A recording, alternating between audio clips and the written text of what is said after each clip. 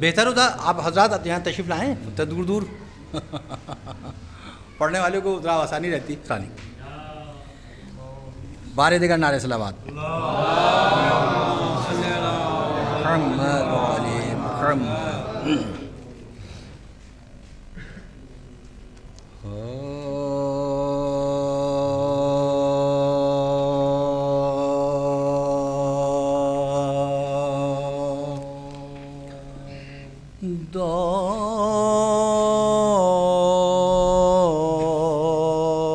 دولت عشق غم ہے دامن میں. چاند بھائی یہ ذرا کھلوائیے.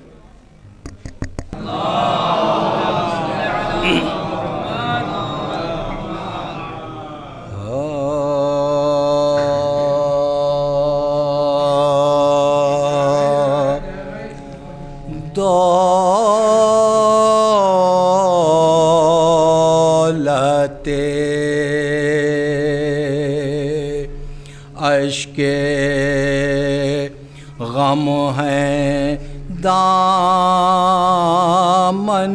میں دولت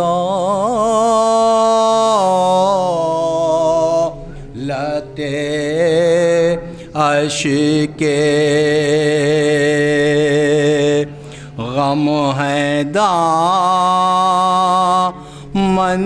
میں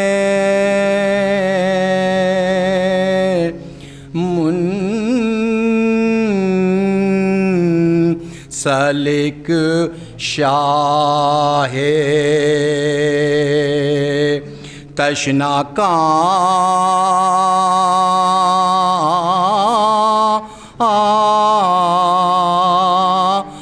سے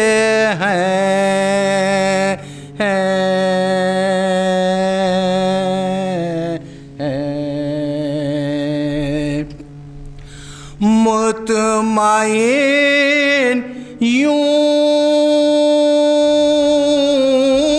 عزیز ہیں سارے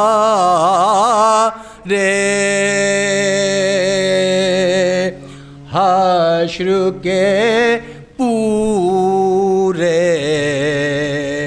انتظام سے ہیں دولت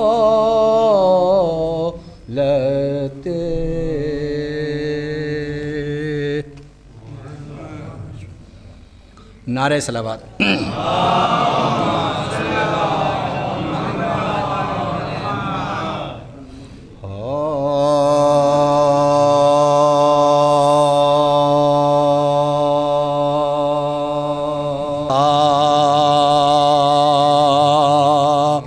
جس نے بھی سرکار دو عالم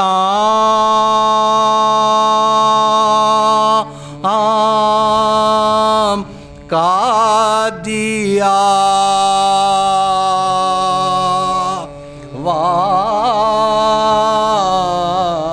واسطہ جس نے بھی سرکار دو عالم کا دیا بالیقین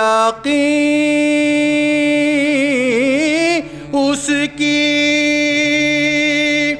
دعاؤں میں اثر ملتا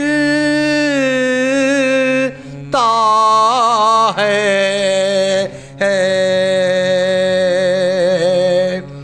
ایک گناہگار بھی نعت محمد کے طفیل آج تو دنیا میں فردوس میں گھر ملتا ہے ایک گنہگار کو بھی نعت محمد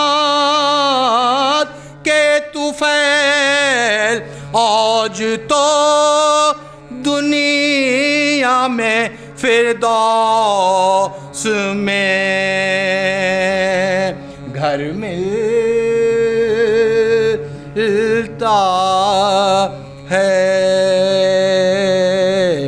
واسطہ جس نے چار مصرع اور سماعت فرمائیں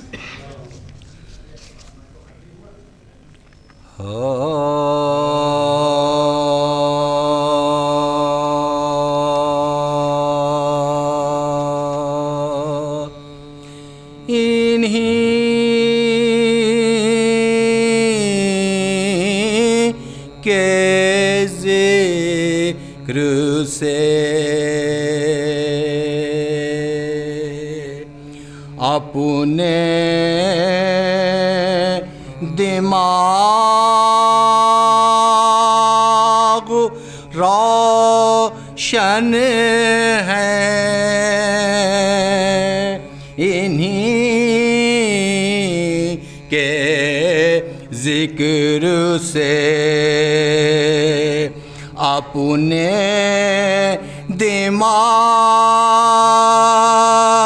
دماغ روشن ہے دل و جگر میں محبت کے داغ روشن ہیں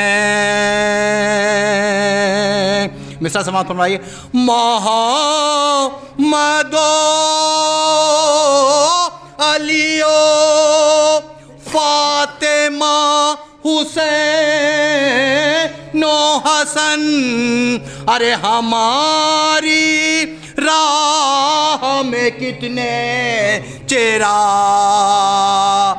روشن ہیں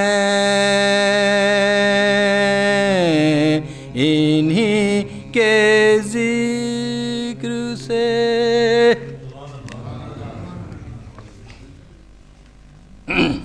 نعرہ صلوات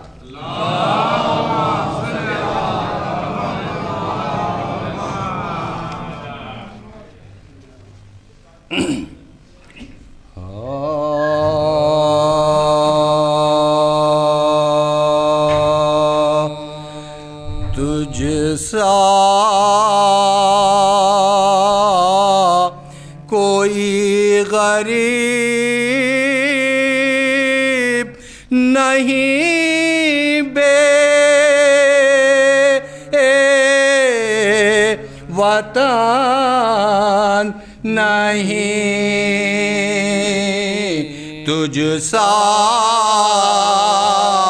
کوئی غریب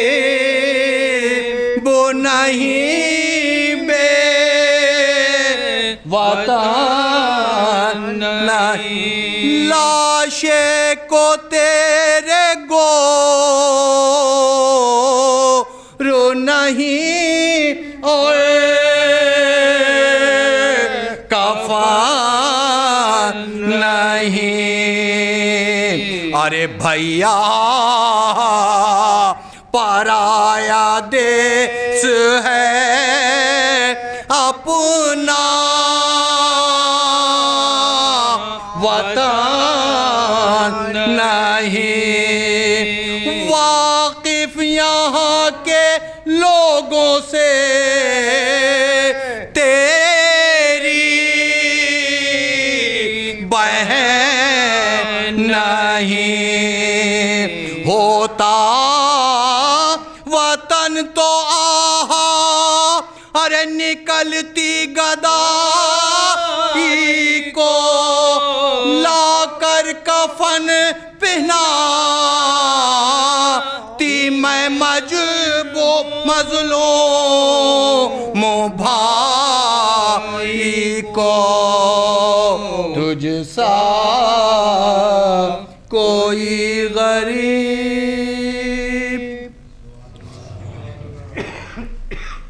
نعرہ صلوات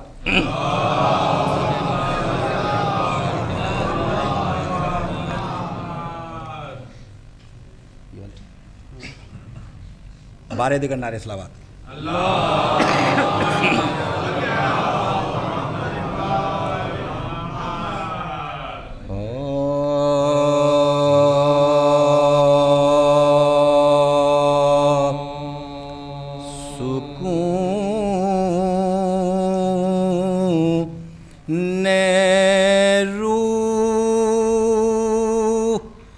عرض کربلا ہے سکون روح عرض کربلا ہے سکون روح عرض کربلا ہے یہاں کی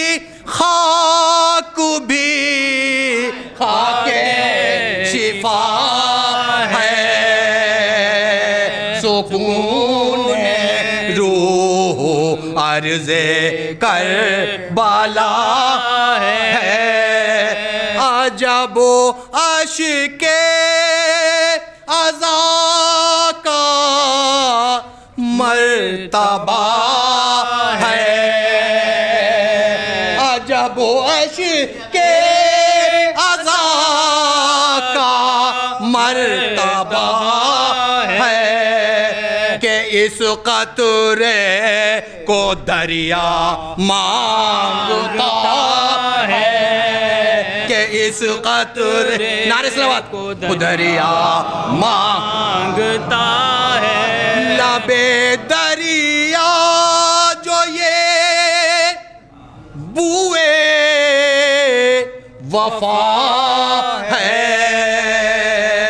ارے یہاں جانے وفا سویا ہوا ہے یہاں جانے وفا سویا ہوا ہے مدینہ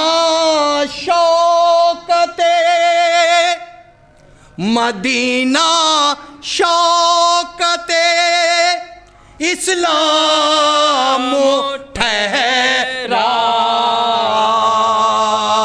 ارے بقا اسلام کی کرب و بلا ہے بقا اسلام کی کرب و بلا ہے جب رکھ دی ہے ان کے نقش پا پر ارے عبادت کا مزہ اب آ رہا ہے عبادت کا مزہ اب آ رہا ہے جب رکھ دی ہے ان کے نقش پا پر ارے عبادت کا مزہ اب آ رہا نعرہ صلوات عبادت کا مزہ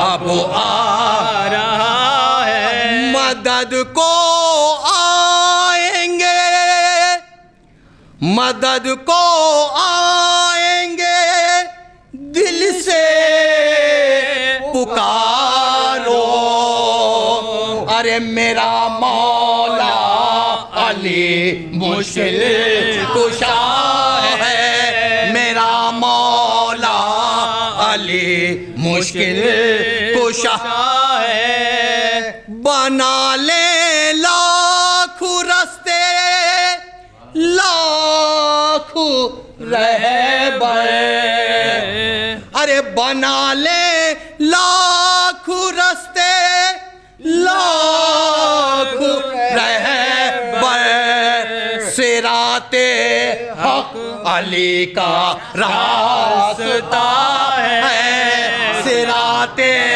حق علی کا راستہ ہے بنا لے لاکھ رستے لاکھ رہبر صراط حق علی کا راستہ ہے صراط حق علی کا راستہ ہے سجدے خانہ کعبہ کی زینت ہے سجدے خانہ کعبہ کی زینت ارے مگر سجدوں کی زینت کربلا ہے مگر سجدوں کی ہے سجدے خانہ کعبہ کی زینت ارے مگر سجدوں کی زینت کربلا ہے مگر سجدوں کی زینت کربلا ہے مسافر خلد کے تھے خلد پہنچے ارے کہاں عشق عزا کو ڈھونڈتا ہے کہاں عشق عزا کو ڈھونڈتا ہے سکون روح عرض کربلا ہے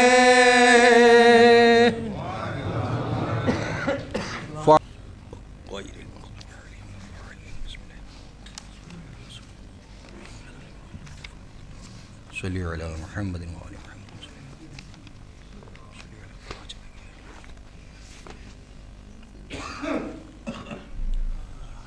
ایک بار سورہ الحمد اور 3 بار سورہ اخلاص کی تلاوت فرما کر مولانا سید کاظم نقوی صاحب ابن ابو الحسن نقوی صاحب کی روح کو ثواب. صلی علی محمد وآل محمد صلی علی محمد وآل محمد. بسم اللہ الرحمن الرحیم.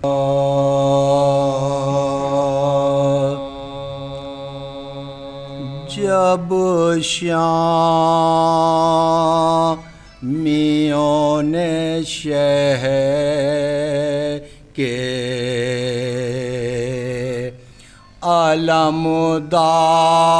علمدار کو مارا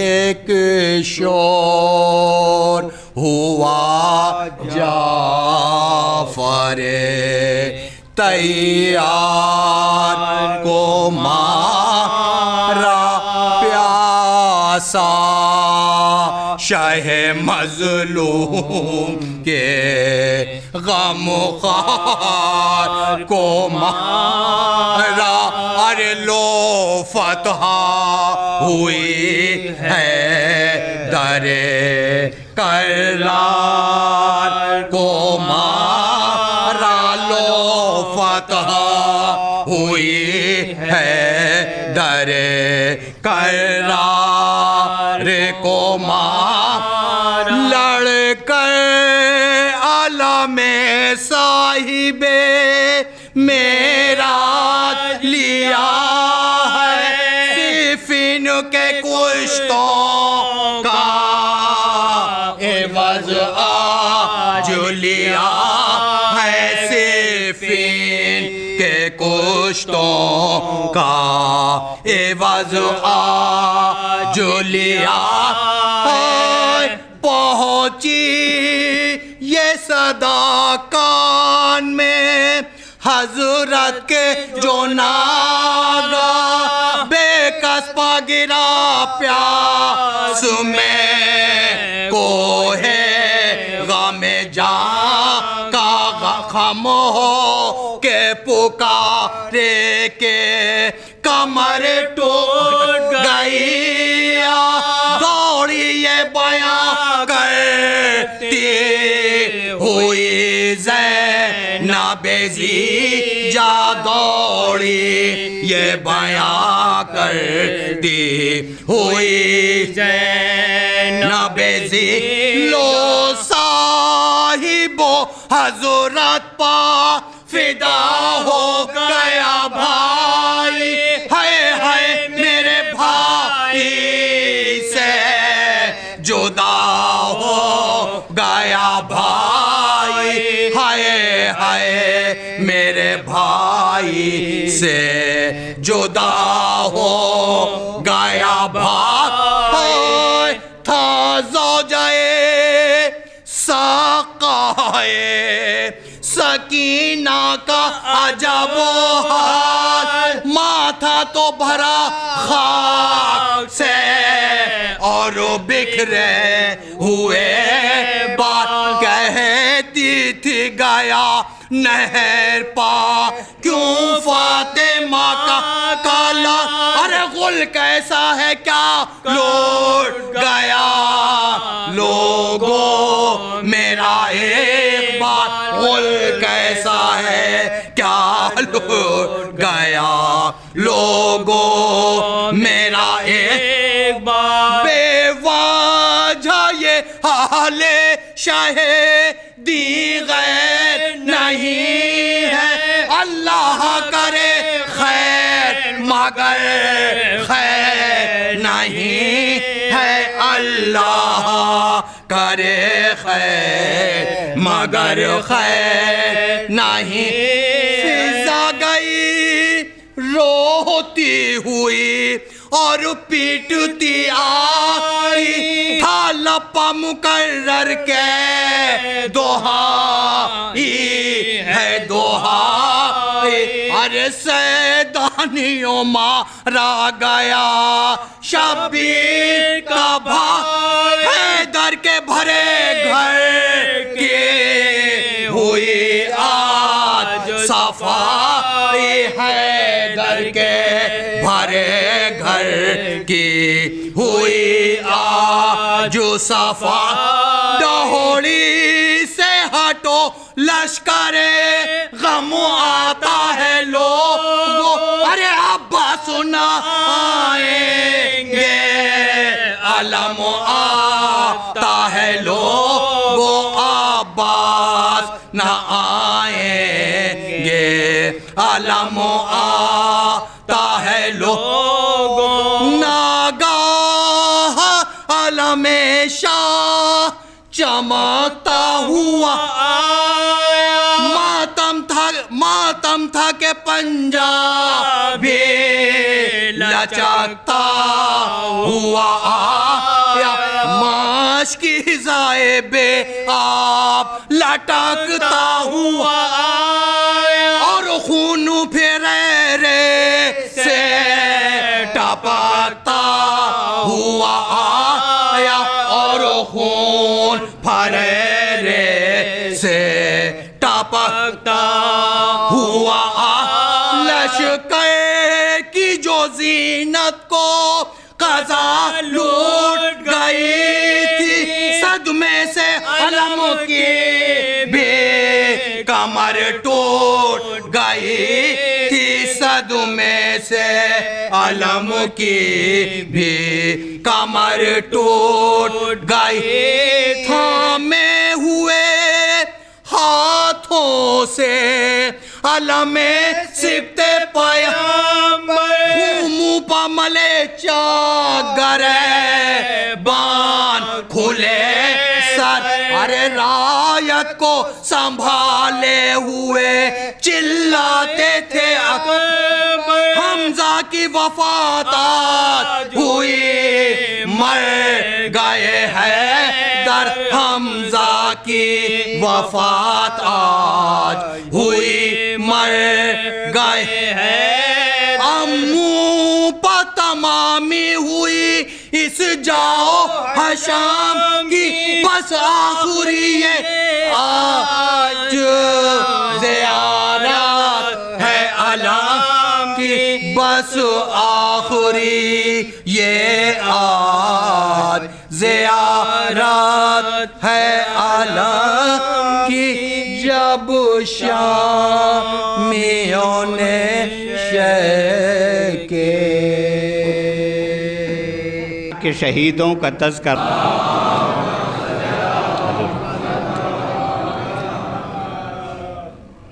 باغ جناح میں کھلتے ہیں صدق و صفا کے پھول باغ جناح میں کھلتے ہیں صدق و صفا کے پھول کچھ حل عطا کے پھول ہیں کچھ انما کے پھول کچھ حل عطا کے پھول ہیں کچھ انما کے پھول ہیں صرف 14 پھول جو جانے بہشت ہیں صرف 14 پھول جو جانے بہشت ہیں وہ ہیں علی و فاطمہ و مصطفیٰ کے پھول ہیں صرف 14 پھول جو جانے بہشت ہیں وہ ہیں علی و فاطمہ و مصطفیٰ کے پھول صلوات پڑھیں صاحب ایک سلام پڑھیں بات سے اور نواز دیں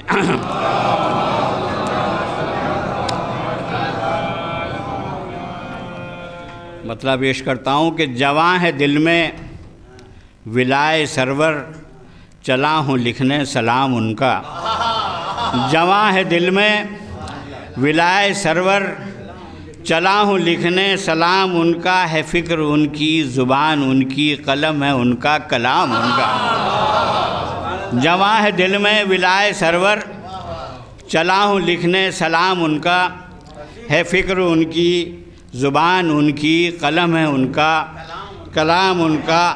شعر دیکھیں گے، یہ رنگ و نکھت جمال قدرت یہ کائنات خدا کی صنعت، یہ رنگ و نکھت جمال قدرت یہ کائنات خدا کی صنعت ہے ان کے لطف سے، ہے ان کے لطف و کرم سے باقی زمانہ سمجھے مقام ان کا، چلا ہوں لکھنے سلام ان کا۔ یہ رنگ و نکھت جمال قدرت یہ کائنات خدا کی صنعت ہے ان کے لطف و کرم سے باقی زمانہ سمجھے مقام ان کا۔ شعر دیکھیں کہ ہو چاہے زمزم یا حوض کوثر انہی کے قدموں کی برکتیں ہیں، ہو چاہے زمزم یا حوض کوثر انہی کے قدموں کی برکتیں ہیں، وہی ہیں ساقی وہی ہیں ساغر سرائی ان کی ہے جام ان کا، وہی ہیں ساقی ہو چاہے زمزم یا حوض کوثر انہی کے قدموں کی برکتیں ہیں، ہو چاہے زمزم یا حوض کوثر انہی کے قدموں کی برکتیں ہیں، وہی ہیں ساقی وہی ہیں ساغر سرائی ان کی ہے جام ان کا۔ شعر دیکھیں حضور کہ جو مانگو ان سے عطا کریں گے، وہ پر بھی دیں گے پسر بھی دیں گے، جو مانگو ان سے عطا کریں گے وہ پر بھی دیں گے پسر بھی دیں گے، ہے ان کی مرضی خدا کی مرضی خدائی بھر میں نظام ان کا، ہے ان کی مرضی خدا کی مرضی خدائی بھر میں نظام ان کا، چلا ہوں لکھنے سلام ان کا۔ شعر دیکھیں کہ وہ دین و مذہب کے پاس باں ہیں، وہ حکمراں ہیں وہ رازداں ہیں، وہ دین و مذہب کے پاس باں ہیں، وہ حکمراں ہیں وہ رازداں ہیں، اذان ان کی نماز ان کی کلام حق ہے کلام ان کا۔ وہ دین و مذہب کے پاس باں ہیں، وہ دین و مذہب کے پاس باں ہیں، وہ حکمراں ہیں وہ رازداں ہیں، اذان ان کی نماز ان کی کلام حق ہے کلام ان کا، چلا ہوں لکھنے سلام ان کا۔ شعر دیکھیں کہ وہی ہیں رہرو وہی ہیں رہبر وہی ہیں آقا وہی ہیں سرور، وہی ہیں رہرو وہی ہیں رہبر وہی ہیں آقا وہی ہیں سرور، وہی تو روح رواں ہے میرے، ہے جب سے دل میں مقام ان کا، ہے جب سے دل میں قیام ان کا، چلا ہوں لکھنے سلام ان کا۔ وہ ہوں بادشاہ جہاں سے بڑھ کر نہیں ہے مجھ سا کوئی سکندر، ہوں بادشاہ جہاں سے بڑھ کر نہیں ہے مجھ سا کوئی سکندر، در حسینی کا میں گدا ہوں ازل سے ہوں میں غلام ان کا، چلا ہوں لکھنے سلام ان کا۔ صلوات پڑھیں آپ حضرات۔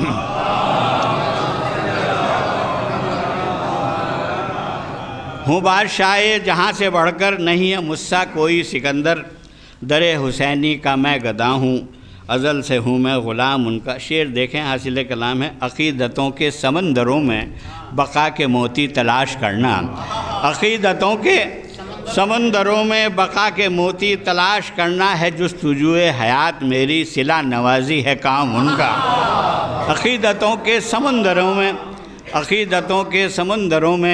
بقا کے موتی تلاش کرنا، ہے جستجو حیات میری صلہ نوازی ہے کام ان کا، چلا ہوں لکھنے سلام ان کا۔ شعر دیکھیں ہے صرف 14 ستون جن پر ٹکا ہے ہے صرف 14 ستون جن پر ٹکا ہے ایوان دین فطرت، ہے صرف 14 ستون جن پر ٹکا ہے ایوان دین فطرت، ہے ان کا کعبہ ہے ان کا قبلہ رسول ان کا امام ان کا، ہے ان کا کعبہ ہے ان کا قبلہ رسول ان کا امام ان کا، چلا ہوں لکھنے سلام ان کا۔ فضا میں پھیلا ہوا ہے اب تک حسینی پرچم پے ہدایت، فضا میں پھیلا ہوا ہے اب تک حسینی پرچم پے ہدایت، زمانہ دہرا رہا ہے ہر سو فسانہ ان کا پیام ان کا، چلا ہوں لکھنے سلام ان کا۔ یہ کربلا و نجف کے دشمن مٹا نہ پائیں گے قوم مسلم، یہ کربلا و نجف کے دشمن مٹا نہ پائیں گے قوم مسلم، اٹھے گا ایک دن قصاص لینے ہے غیب میں جو امام ان کا، لکھے اٹھے گا ایک دن قصاص لینے، اٹھے گا ایک دن قصاص لینے ہے غیب میں جو امام۔ صلوات پڑھیں۔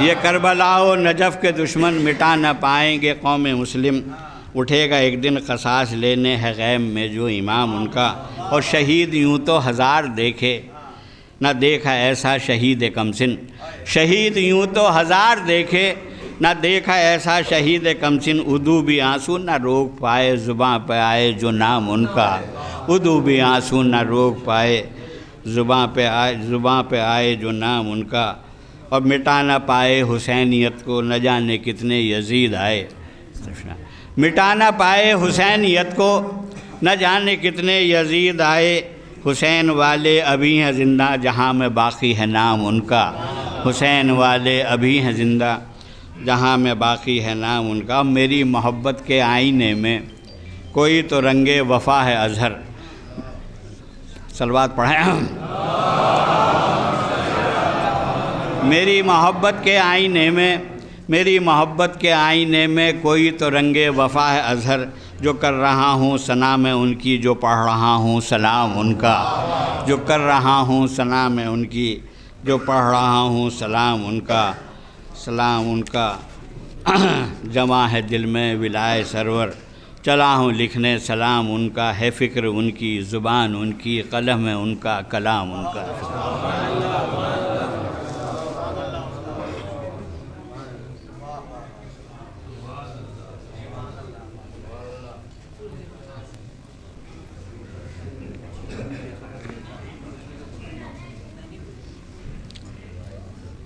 رحم اللہ من قرأ الفاتحہ۔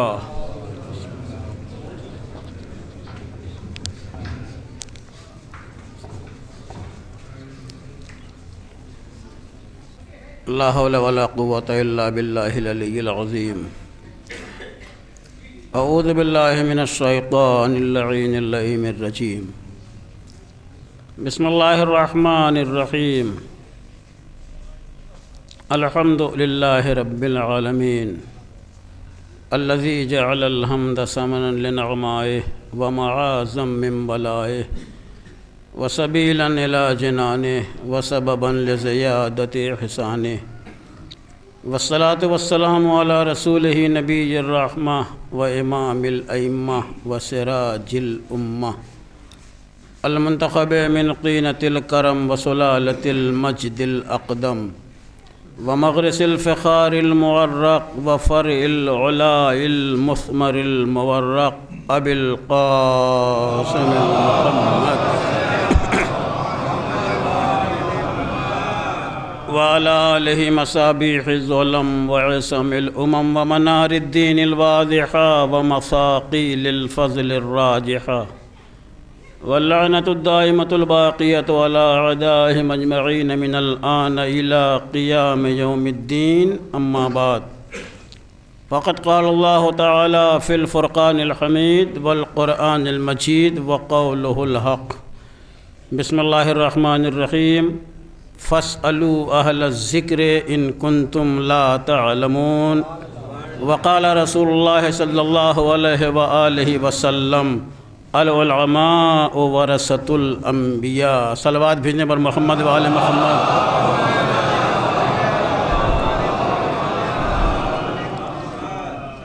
سب سے پہلے آپ حضرات سے التماس ہے کہ آگے کافی جگہ ہیں، آپ حضرات اور آگے آ جائیے تاکہ بعد میں آنے والوں کے لیے کوئی پریشانی اور کوئی زحمت ایجاد نہ ہونے پائے۔ ادھر بھی جو حضرات ادھر بیٹھے ہوئے ہیں ان سے درخواست ہے کہ ادھر کافی جگہ ہے، ورنہ جب ادھر بھر جائے گا تو ادھر بیٹھنے کے لیے دقت ہو جائے گی۔ ابھی یہاں کافی جگہ، اس طرف آ جائیں آپ حضرات۔ ایک دفعہ اور بآواز بلند صلوات بھیجیے آپ حضرات۔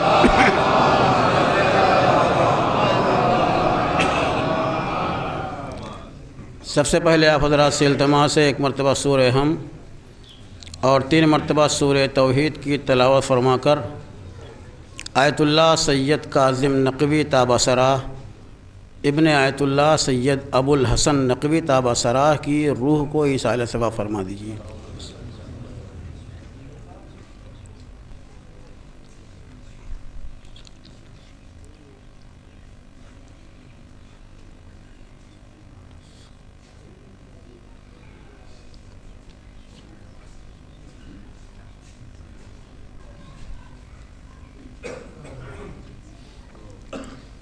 ایک دفعہ اور بآواز بلند صلوات بھیجیے حضرات۔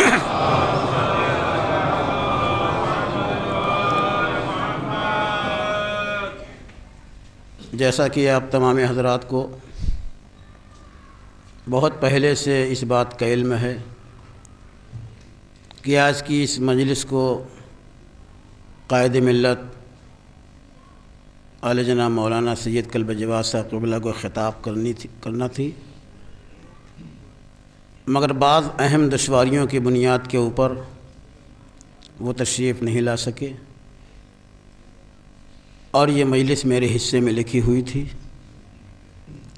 اور یہ بھی میرے لیے انتہائی شرف کی بات ہے کہ مجھے علم و عمل اور شان و تقوی کی ایک عظیم ترین فرد کے ایصال ثواب کی مجلس پڑھنے کا موقع نصیب ہوا۔ اسی لیے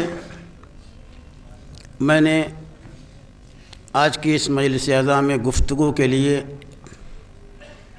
ایک آیت اور ایک حدیث کو مطلع سخن قرار دیا ہے۔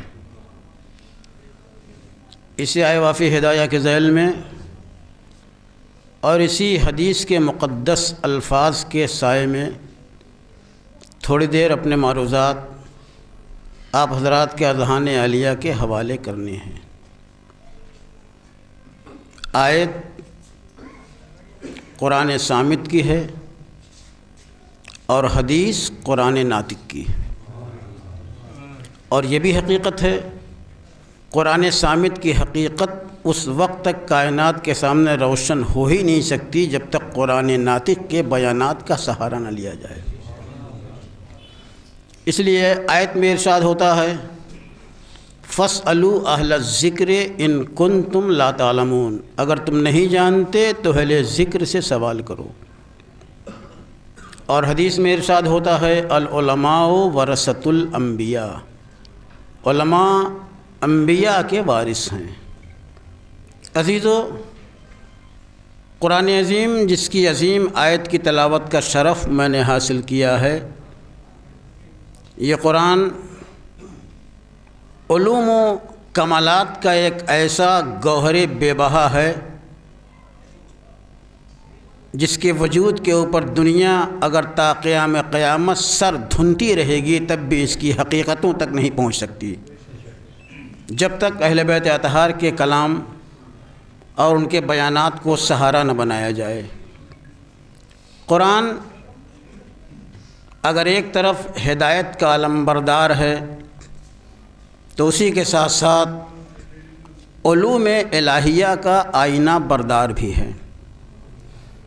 قرآن اگر ایک طرف اقدار انسانی کا ترجمان ہے تو دوسری طرف عروج بشریت کا پاسبان بھی ہے۔ قرآن اگر ایک طرف معانی و مفاہیم کا ایک بحر ناپیدا کنار ہے تو دوسری طرف فصاحت و بلاغت کا بحر ذخار بھی ہے۔ یہ قرآن اپنے الفاظ کے اعتبار سے معجزہ، اپنے بیان کے اعتبار سے معجزہ، اپنی آیتوں کے اعتبار سے معجزہ، حرکات کے اعتبار سے معجزہ، سکنات کے اعتبار سے معجزہ، نکات کے اعتبار سے معجزہ، قرآن کا ہر لفظ معجزہ ہے، قرآن کا ہر نقطہ معجزہ ہے، قرآن کے دامن میں جو افکار بیان کیے گئے ہیں وہ افکار معجزہ ہیں۔ اسی لیے قرآن کا چیلنج ہے، اور آج تک کوئی قرآن کے کسی ایک نقطے کا جواب نہ لا سکا۔ یہی قرآن اپنی مقدس اور بابرکت آیتوں کے ذریعے کائنات انسانیت کے سامنے اس حقیقت کو روشناس کرتا ہے کہ علم ایک ابدی حقیقت کا نام ہے، علم ایک پائیدار کمال کا نام ہے، علم وقار انسانیت کا نام ہے، علم شرافت انسانی کا نام ہے، علم انسان کے ضمیر کی بیداری کا نام ہے، علم انسان کے شعور کی پاکیزگی کا نام ہے، علم انسان کے خیالات کی بالیدگی کا نام ہے، علم انسان کے احساسات کی برتری کا نام ہے، علم انسان کے محسوسات کے عروج کا نام ہے۔ علم ہے تو اس کائنات میں انسان صاحب کمال ہے، اگر علم نہیں تو سب کچھ ہوتے ہوئے انسان کی اس کائنات میں کوئی حقیقت نہیں۔ اسی لیے قرآن نے علم کی طرف توجہ دلائی ہے اور علماء کے ذریعے، فقہا کے ذریعے اس علم کے شرف کو اس کائنات میں روشن کیا ہے۔ آئیے دیکھا جائے دامن قرآن میں علم کو کیا اہمیت دی گئی ہے، علم کو کیا کمال عطا کیا گیا ہے۔ اگر آپ تاریخ انسانیت کا مطالعہ کیجئے گا تو ہماری تاریخ مذہب میں کمالات کا آغاز ہی علم سے ہوتا ہے۔ پوری تاریخ مذہب اسلام میں کمالات کی ابتدا کا نام علم ہے۔ کسی بھی انسان کو اگر اسلام میں شرف عطا کیا گیا ہے تو شرف کی بنیاد اس کے علم اور اس کے کمال کو قرار دیا گیا ہے۔ حالانکہ اللہ والوں کے کردار میں کوئی کمی نہیں تھی، ان کی شان لاجواب تھی، ان کا کردار بے نظیر تھا، ان کا تقوی بے نظیر تھا، ان کی کائنات کا ہر لمحہ روشن تھا، کائنات انسانیت کی رہنمائی کے لیے کافی تھا۔ لیکن اس کے باوجود اللہ نے جب اپنے نمائندوں کے کمالات کا اعلان کیا تو معیار علم کو قرار دیا ہے، اور علم ہی کی بنیاد کے اوپر اللہ نے اپنے سب سے پہلے خلیفہ کے کمال کا اعلان کیا ہے۔ کائنات کا وہ سب سے پہلا انسان جس نے اپنے وجود کے ذریعے زمین کو زینت عطا کی، کون ایسی فرد ہے جو اس وجود کے نام نامی سے واقف نہیں؟ اللہ نے جب اسے اس کائنات میں بھیجا تو اس کے بھی کمال کا معیار علم کو قرار دیا ہے۔ آدم اس کائنات میں آئے، اللہ نے علوم و کمالات کا مظہر بنا کے آدم کو اس کائنات میں بھیجا۔ حالانکہ آدم سے پہلے بھی اس کائنات میں بہت سے وجود تھے،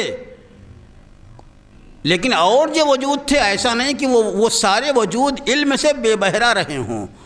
اللہ نے آدم کو بھی کمال علم دیا تھا، اور اس کے علاوہ جو فرشتوں کا وجود تھا انہیں بھی علم کا کمال دیا گیا تھا، جس کا اعتراف خود فرشتوں نے خود کیا ہے قرآن کی آیتوں میں کہ لا علم لنا الا ما علمتنا، ہمارے پاس بس وہی علم ہے جو تو نے ہمیں دیا ہے۔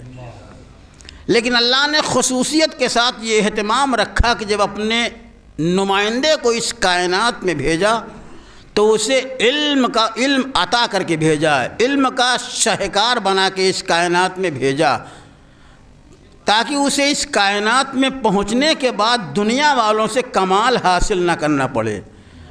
لہذا اس نے پہلے ہی اتنا باکمال بنا کے بھیجا تاکہ دنیا والے اس کے کمال سے کمال حاصل کریں، اس کو دنیا سے کمال حاصل نہ کرنا پڑے۔ آدم جب آئے اس کائنات میں تو اس کائنات کے اندر نہ کوئی تربیت کا کوئی ماحول تھا، نہ کوئی مذہب تھا، نہ کوئی معاشرہ تھا، نہ کوئی فرد تھا، نہ والد تھے، نہ ماں تھی، کوئی وجود نہیں تھا، نہ مکتب، نہ دانشگاہ، نہ اسکول، کچھ بھی نہیں تھا۔ لہذا آدم کے پاس جو کچھ کمال تھا وہ خدا کا دیا ہوا کمال تھا۔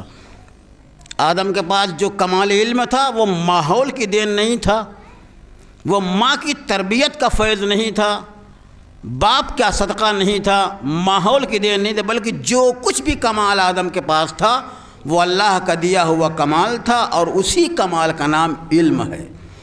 لیکن فقط آدم ہی کو علم نہیں دیا گیا، آدم کو بھی علم دیا گیا، اور آدم کے ساتھ ساتھ فرشتوں کو بھی علم دیا گیا۔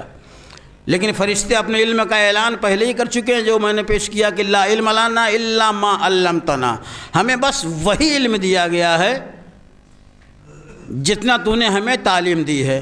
جب سلسلہ خلافت الہیہ کا آغاز ہوا تو اللہ نے اپنے پہلے نمائندے کو علم دے کے صاحب کمال بنا کے اس کائنات میں بھیجا، تاکہ دنیا کے اوپر یہ ثابت ہو سکے کہ اللہ کا نمائندہ کمال لے کے آتا ہے۔ اور سلسلہ خلافت الہیہ کے بعد جب امامت کے سلسلے کا آغاز ہوا ہے تو وہاں بھی کوئی ماحول نہیں، کوئی معاشرہ نہیں، اور جب خانہ کعبہ سے امامت کی پہلی فرد باہر آتی ہے تو آغوش رسالت میں آ کے پہلے اپنے علم کا اعلان کرتی ہے اور دنیا کو بتاتی ہے کہ ہم وہاں سے علم لے کے آئے ہیں، ہم دنیا کے علم کے محتاج نہیں ہیں۔ ایک صلوات بھیج دیں مرحبا۔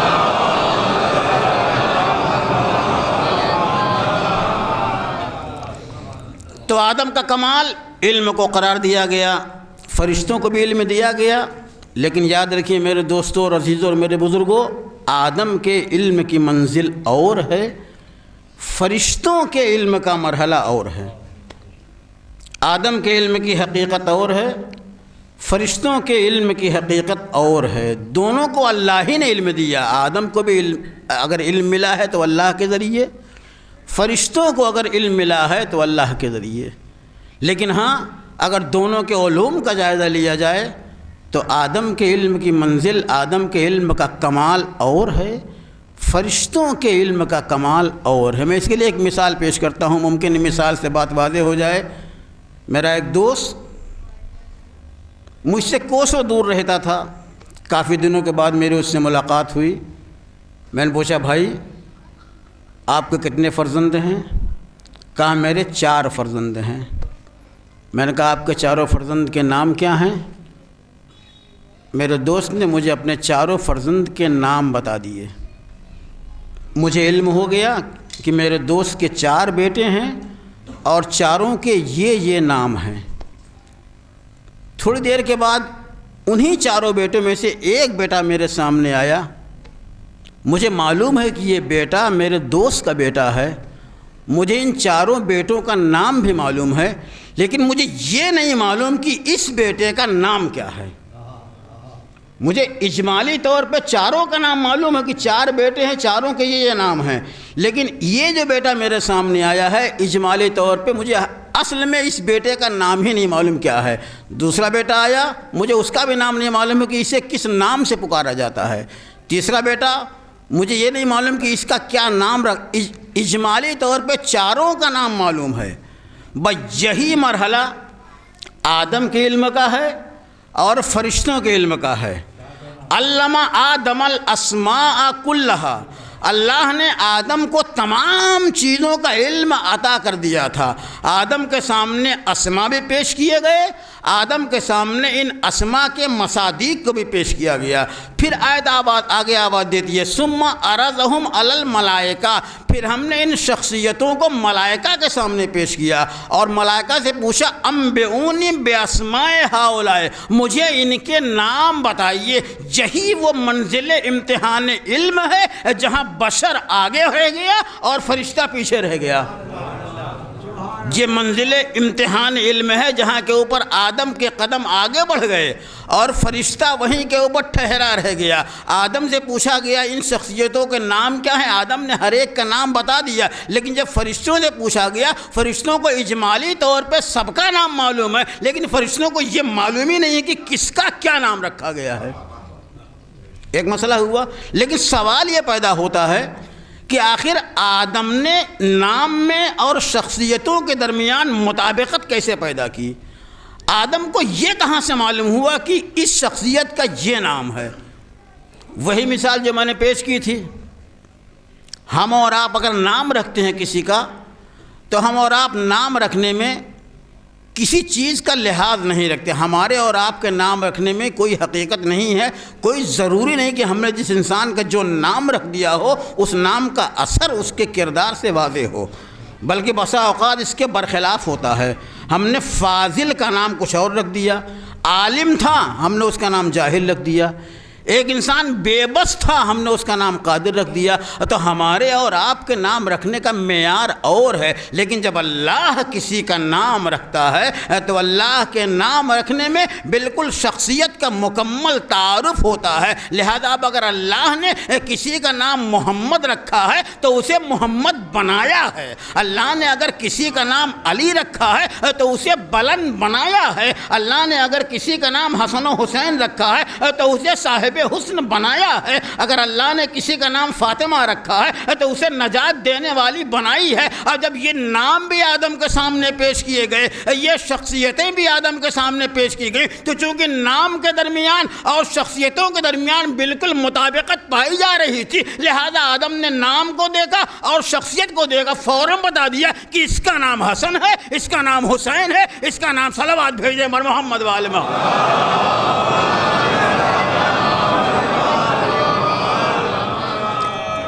تو یہ ہے منزل امتحان علم جہاں بشر کا قدم آگے بڑھ گیا اور فرشتہ اس امتحان علم میں ناکام رہ گیا۔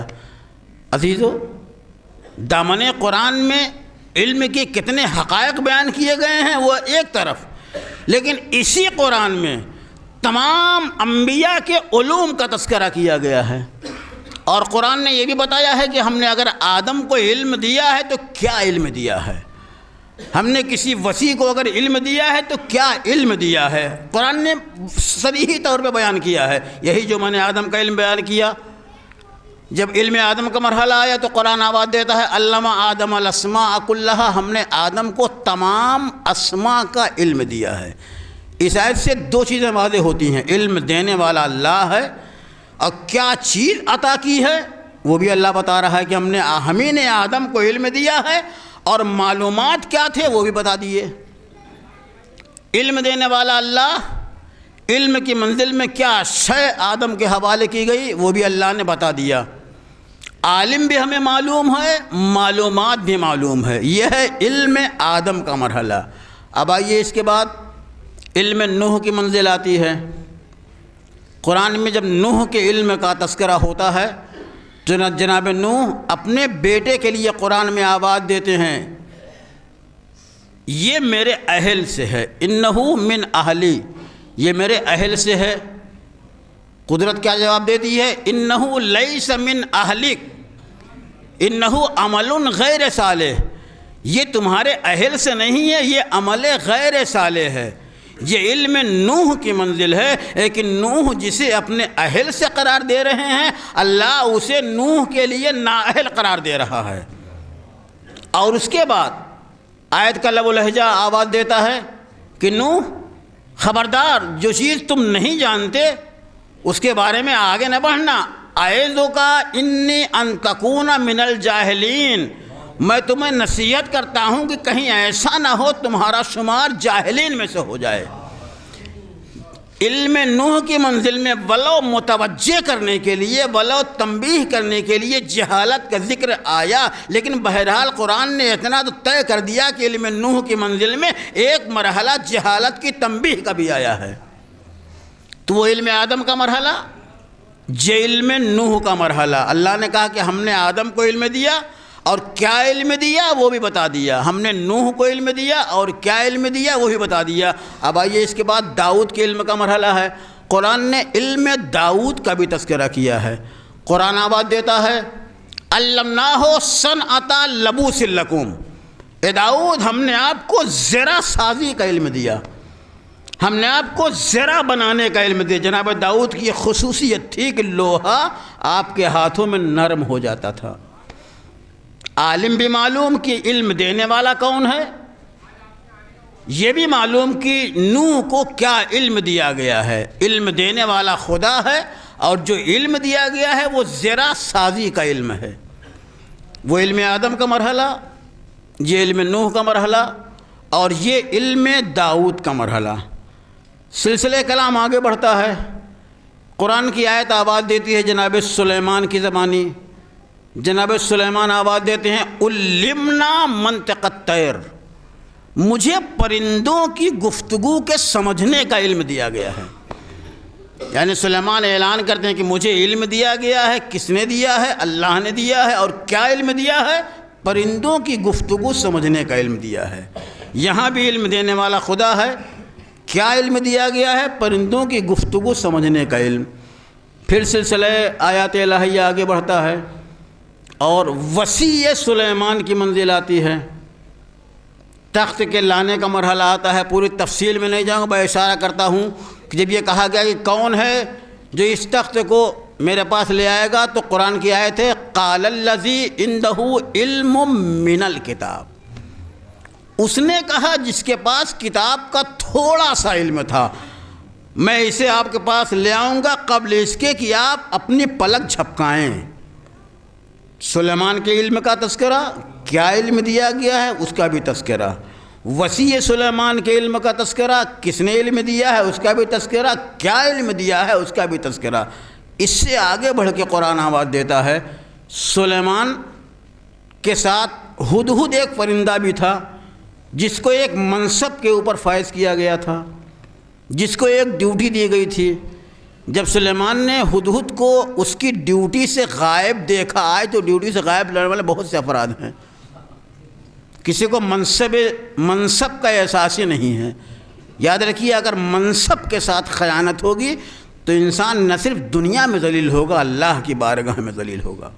لہذا منصب کے ساتھ انصاف کرنا ضروری ہے، چاہے منصب تدریس کا مرحلہ ہو یا کوئی بھی مرحلہ ہو، منصب کے ساتھ انصاف کرنا ہر انسان کا شرعی وظیفہ ہے، اور اسی سے رزق کے حرام اور حلال ہونے کا یہ امر وابستہ ہے۔ بہرکیف ہدہد اپنی ڈیوٹی سے غائب تھا۔ سلیمان جب وہ کافی دیر کے بعد آیا تو سلیمان نے کہا ہدہد تو کہاں چلا گیا تھا؟ کہ میں آپ کے لیے ملک سبا سے ایک نئی خبر لایا ہوں اور اللہ نے مجھے وہ علم دیا ہے جو آپ کو نہیں معلوم ہے۔ کہاں سلیمان کا علم اور سلیمان کے علم کے مقابلے میں ایک پرندے کا علم، اور پرندہ کہہ رہا ہے کہ کچھ باتیں مجھے معلوم ہے جو آپ کو نہیں معلوم ہے۔ یہ کس کا علم ہوا؟ ہدہد کا علم۔ تو تاریخ قرآن میں تمام انبیاء کے علوم کا تذکرہ ہے۔ میں نے جتنے بھی نبی کا تذکرہ کیا ہے یا ان کے وسیع کا تذکرہ کیا ہے، ہر ایک میں علم دینے والا اللہ ہے۔ کیا علم دیا ہے وہ بھی بتایا ہے، کس چیز کا علم دیا ہے وہ بھی بتایا ہے۔ اب جب خاتم الانبیاء کے علم کے اعلان کا مرحلہ آیا، اب تک تو اللہ نے ہر نبی کے علم کا اعلان کیا اور کہا ہم نے آدم کو علم دیا، یہ علم دیا، نوح کو علم دیا، یہ علم دیا، موسیٰ کو علم دیا، یہ علم دیا، داؤد کو علم دیا، یہ علم دیا، سلیمان کو علم دیا، یہ علم دیا، عیسیٰ کو علم دیا، یہ علم دیا، ہدہد کو علم دیا، یہ علم دیا۔ تمام چیزیں اب تک قرآن بیان کر رہا تھا، لیکن جب علم پیغمبر کائنات کے اعلان کا مرحلہ آیا تو اللہ ڈائریکٹ پیغمبر کے علم کا اعلان نہیں کر رہا ہے، بلکہ اللہ پیغمبر کے علم کے اعلان سے پہلے اپنے علم کا اعلان کر رہا ہے اور آواز دے رہا ہے کہ اندہ مفاتح الغیب، میرے پاس غیب کے خزانے ہیں، مجھے غیب کا علم ہے، مجھے غیب کی تمام چیزوں کا علم ہے۔ اور آگے آیت بڑھتی ہے یعلم ما فی البر والبحر، وہ خشکیوں کا بھی علم رکھتا ہے، وہ تری کا بھی علم رکھتا ہے۔ اور سلسلہ آیت الہیہ آگے بڑھتا ہے وما تسقط من ورقۃ الا یعلمها، درخت سے جو پتا بھی گرتا ہے خالق کائنات کو اس پتے کا بھی علم ہے۔ پھر آیت کا سلسلہ آگے بڑھتا ہے ولا حبۃ فی ظلمات الارض، اور زمین کی سینوں کے اندر جو دانہ چھپایا جاتا ہے اللہ کو اس کی بھی حقیقت کا علم ہے۔ یعنی اللہ اعلان کر رہا ہے کہ میرے پاس فضاؤں کا علم ہے، دریاؤں کا علم ہے، سماوات کا علم ہے، سرا کا علم ہے، ثریا کا علم ہے، کائنات کی ہر شے کا علم ہے۔ اور اس کے بعد آیت آواز دیتی ہے ولا رطب ولا یابس الا فی کتاب مبین، اور ہم نے ہر خشک و تر کا علم دامن قرآن میں رکھ دیا ہے۔ اللہ نے اپنے علم کا اعلان کیا اور اس کے بعد کہا ساری کائنات کے علم کو جو خشک اور تر میں پایا جاتا ہے ہم نے دامن قرآن میں رکھ دیا، میری محنت ضائع نہ ہونے پائے ہے کہ ہر نبی کو یہ علم دیا، اور جب نبی کے علم کا مرحلہ آیا تو اللہ نے سب سے پہلے اپنے علم کا اعلان کیا۔ مجھے غیب کے خزانے معلوم ہیں، مجھے بحر کی باتیں معلوم ہیں، مجھے سمندروں کا علم ہے، مجھے تری کا علم ہے، مجھے خشکی کا علم ہے، مجھے زمین کے سینے کے اندر چھپائے جانے والے دانوں کا علم ہے، مجھے گرنے والے اوراق کا علم ہے، اور میں نے سارے علوم کو دامن قرآن میں رکھ دیا ہے۔ اب جب علم پیغمبر کے اعلان کا مرحلہ آیا تو اللہ نے پیغمبر کی ذات کو عالم کتاب نہیں قرار دیا بلکہ پیغمبر کو معلم کتاب بنا کے بھیجا، اور آواز دی یعلمہم الکتاب والحکمہ، یہ کائنات میں کتاب کا بھی معلم ہے، حکمت کا بھی معلم ہے۔ ایک جملہ کہتا چلوں، ساری کائنات کا علم دامن قرآن میں ہے، اور قرآن کو اللہ نے سینہ پیغمبر میں رکھا ہے، گویا ساری کائنات کا علم سینہ پیغمبر میں ہے۔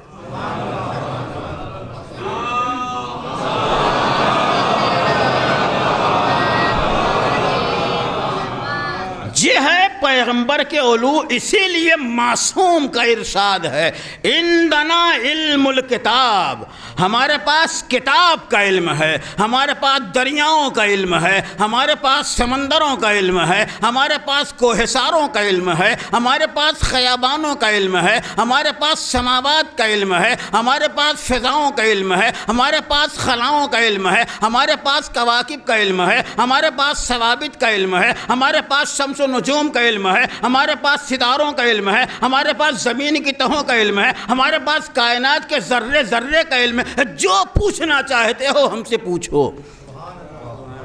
اسی لیے قرآن کہتا ہے فَاسْأَلُوا أَهْلَ الذِّكْرِ إِن كُنتُمْ لَا تَعْلَمُونَ، اگر تم نہیں جانتے تو اہل ذکر سے سوال کرو۔ اور اہل ذکر کا اعلان ہے سلونی سلونی قبل ان تفقدونی،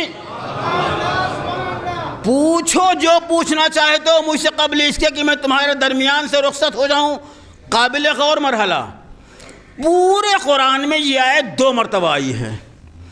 فَاسْأَلُوا أَهْلَ الذِّكْرِ إِن كُنتُمْ لَا تَعْلَمُونَ، پورے قرآن میں 2 سوروں کے اندر یہ آیت آئی ہے۔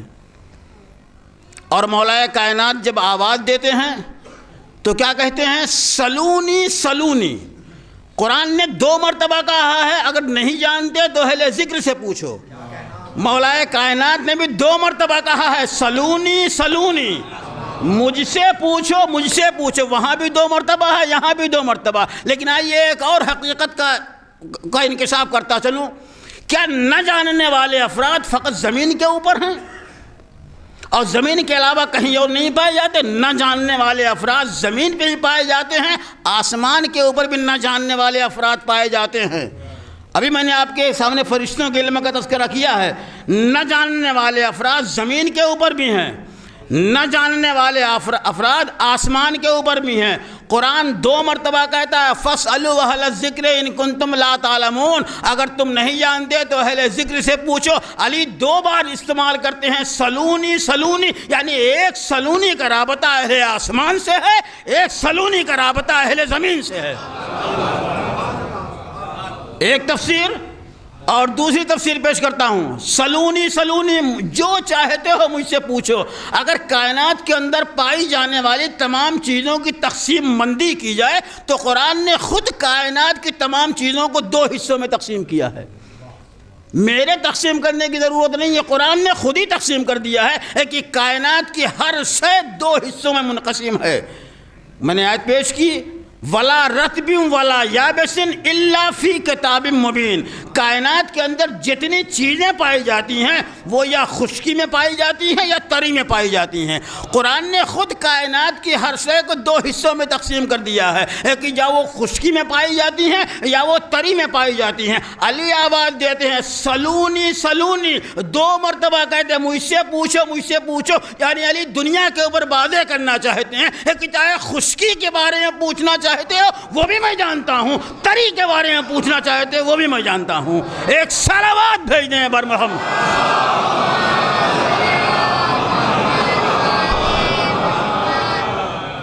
اور عزیزو، میں نے ابھی عرض کیا کہ نہ جاننے والے افراد آسمان کے اوپر بھی ہیں، نہ جاننے والے افراد زمین کے اوپر بھی ہیں۔ آپ نے زمین کے قصے بہت سنے ہوں گے کہ لوگ مولا کائنات کے پاس آتے ہیں، سوال کرتے ہیں، جواب لے کے چلے جاتے ہیں۔ لیکن آئیے ایک چھوٹا سا اشارہ، اہل آسمان بھی علی کی دہلیز کے اوپر آئے سوال کرنے کے لیے۔ علی منبر کے اوپر ہیں، اتنے میں ایک فرشتہ ہے جو انسانی شکل میں آتا ہے، آنے کے بعد سوال کرتا ہے۔ سوال کیا، علی نے فوراً اسے اس کے لفظوں میں جواب دے دیا، وہ مطمئن ہو گیا، اسے فوراً چلا جانا چاہیے تھا۔ لیکن دنیا کی نگاہوں نے دیکھا کہ جس انسان نے آ کے علی سے سوال کیا تھا، جب اس کے جانے کا مرحلہ آیا تو تمام موجود افراد نے دیکھا کہ ایک دفعہ مسجد کی چھت پھٹتی ہے اور وہ مسجد کی چھت پھٹنے کے بعد اسی راستے سے آسمان کی طرف پرواز کر جاتا ہے۔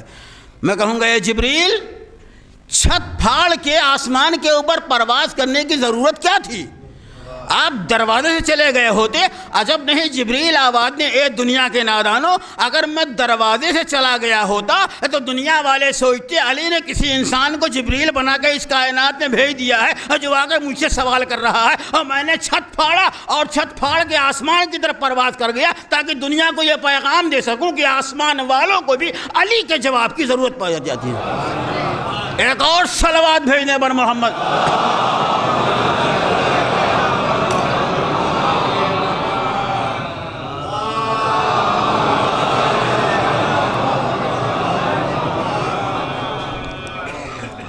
عزیزو، علم بڑی پائیدار حقیقت کا نام ہے۔ خدا کی قسم، اگر علم ہے تو انسان کے پاس کچھ نہ ہوتے ہوئے سب کچھ ہے۔ اگر انسان کے پاس علم نہیں تو سب کچھ ہوتے ہوئے انسان کے پاس کچھ نہیں۔ کیوں؟ علم انبیاء کی وراثت کا نام ہے۔ علم اللہ کی امانت کا نام ہے۔ علم قرآن کے حقیقی پیغام کا نام ہے۔ علم ایک ایسی لازوال دولت ہے جسے جتنا لٹایا جائے اس میں اضافہ ہوتا رہتا ہے۔ علم ایک ایسا چراغ ہے، اس چراغ سے ہزاروں چراغ جلائے جائیں گے لیکن چراغ کی روشنی میں کمی نہیں ہوگی۔ علم ایک ایسا نور ہے جو اللہ جس کے بھی دل میں چاہتا ہے اس نور کو اڑیل دیتا ہے۔ مگر میرے دوستو اور عزیزو، علم کے لیے ذہن کی طہارت ضروری ہے، افکار و خیالات کی نفاست ضروری ہے، ضمیر کی پاکیزگی ضروری ہے، احساسات کے اندر تموج ضروری ہے۔ اگر یہ چیزیں ہیں تب یقیناً اللہ علم کو سینے کے اندر نور بنا کے اتار دیتا ہے۔ یہی علم ہے جو انبیاء سے ہوتا ہوا ائمہ تک پہنچا، اور یہی علم ہے جو ائمہ سے ہوتا ہوا ہمارے فقہا اور مجتہدین کے وجود تک پہنچا۔ کون فقہا؟ وہ فقہا جن کے ہاتھوں میں زمام اقتدار اسلام ہے، جن کے دم سے آج اسلام کا وقار قائم ہے، جن کے دم سے آج اسلام کا بھرم قائم ہے۔ یہی علماء ہیں جس نے ائمہ کی تعلیمات کو ہم تک پہنچایا۔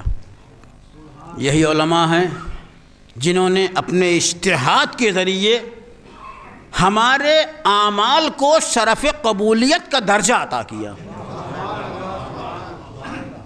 یہی علماء ہیں جنہوں نے ہماری مشقتوں کو اپنے سر پہ ڈال لیا۔ جو اجتہاد ہماری ذمہ داری تھی، خود مجتہد بن کے اس ذمہ داری سے ہم کو سبکدوش کر دیا۔ یہ ہے ان کا عظیم کارنامہ، اور خدا کی قسم میں نے عرض کیا یہ علماء اور فقہا ہی کا کردار رہا ہے جنہوں نے اس کائنات میں انبیاء کے علوم کو باقی رکھا ہے، امامت کے علوم کا سلسلہ ہم تک پہنچایا ہے۔ ہزاروں علماء اس کائنات میں گزرے ہیں، لاکھوں علماء اس کائنات میں گزرے ہیں جنہوں نے اپنے اجتہاد کے ذریعے، جنہوں نے اپنے علم کے ذریعے کائنات کے سامنے اسلام کی حقیقت کو بھی روشن کیا، کائنات کے سامنے اصول و فقہ کے پیچیدہ ترین مباحث کو بھی بطرز احسن بیان کیا۔ انہیں علماء اور فقہا کی فہرست میں سب سے عظیم نام ہندوستان کی سرزمین کے اوپر آیت اللہ غفران مآب دلدار علی کا تھا۔ خدا کی قسم آپ کا وجود نہ صرف یہ کہ اہل ہندوستان کے لیے بلکہ اہل عرب و عجم ہر ایک کے لیے ایک ممتاز وجود تھا۔ ہندوستان کی سرزمین کا سب سے پہلا مجتہد، آپ کے وجود سے پہلے سرزمین ہند پہ اجتہاد کا وجود ہی نہیں تھا۔ علماء عراق و علماء ایران نے اس بات کو خود لکھا کہ ہندوستان کی سرزمین کا سب سے پہلا مجتہد آیت اللہ دلدار علی غفران مآب تھے. آپ ان کے کارنامے سنیں گے.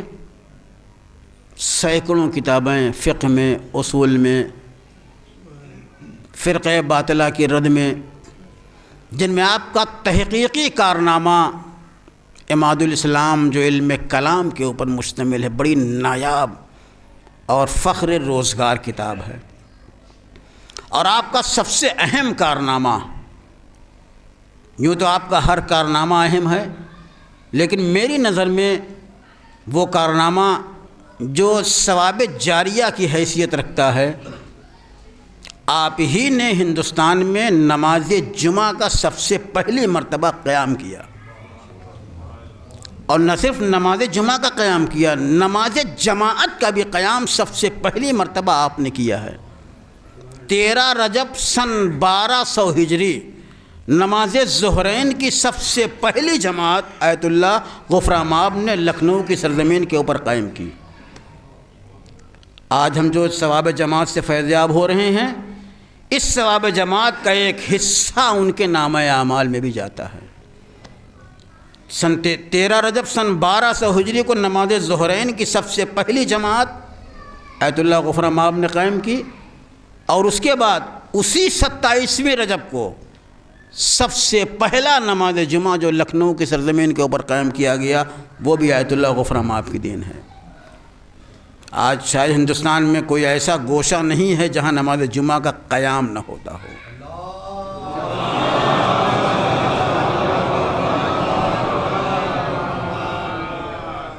یہ تو ایک وجود ہے. آپ کے فرزندوں کو دیکھا جائے، ان کی کتابوں کے اوپر تجزیہ کیا جائے، خدا کی قسم ابھی میں نے خود آیت اللہ غفران مآب کی ایک کتاب اساس الاصول جو علم فقہ میں ہے، تقریباً 25 صفحے کا مقالہ میں نے لکھا ہے، اور بڑی عظیم کتاب علم اصول میں ہے. سیمینار ہو رہا ہے لکھنؤ میں 9 مارچ کو، اس میں پیش کیا جائے گا. بڑی لاجواب کتاب ہے.